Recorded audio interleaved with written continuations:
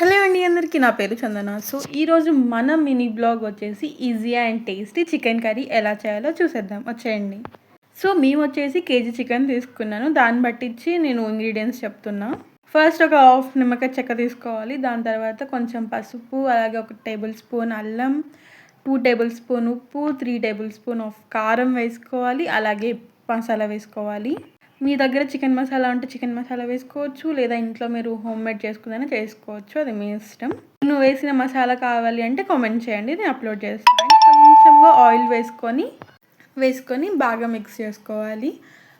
ముక్కకి మనం వేసిన ఉప్పు, కారాలు అండ్ మసాలా బాగా పట్టాలి. తర్వాత కాసేపు పక్కన పెట్టుకోవాలి.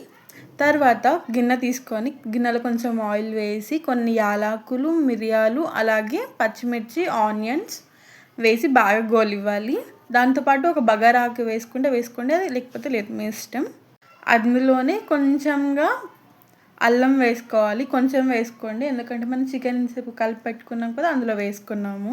సో అల్లం కూడా పచ్చివాసన పోయిన తర్వాత మనం ఏదైతే చికెన్ కలిపి పెట్టుకున్నామో అది ఆ గిన్నెలోకి వేసుకొని మొత్తం పైనుంచి కిందకి, కింద నుంచి పైకి బాగా మిక్స్ చేసుకోవాలి. తర్వాత ఒక 2-5 మినిట్స్ వరకు మూత పెట్టి ఉంచితే చికెన్లో ఉన్న పచ్చి అంతా పోయి దాంతోపాటు ఆయిల్ అనేది పైకి వస్తూ ఉంటుంది. ఆయిల్ అనేది పైకి వస్తూ ఉంటే చికెన్ ఉడుకుతుంది అని అర్థం. మొత్తం ఆయిల్ పైకి వచ్చింది అనుకోండి, మనం ఎంతైతే వేస్తామో అంత ఆయిల్, అప్పుడు చికెన్ కర్రీ అనేది రెడీ అయినట్టు. చూసారు కదా లెగ్ పీస్ ఎంత బాగుందో, మంచిగా ఉడికింది అనేది తెలుస్తుంది ఇందులో. అయితే కేజీ చికెన్కి కొలతలు చెప్పాను, మీరు మళ్ళీ హాఫ్ కేజీకి చేసి బాగా రాలేదు అంటే నాకు సంబంధం లేదు. మీకు చికెన్ సూపీ కావాలంటే వాటర్ యాడ్ చేసుకోండి, లేదంటే అలానే స్టవ్ ఆఫ్ చేయండి, చాలా బాగుంటుంది.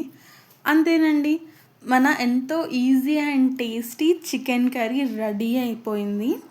మీకు కనుక ఈ రెసిపీ నచ్చినట్టయితే like and share and subscribe to ఇట్లు మీ చందన ఛానల్.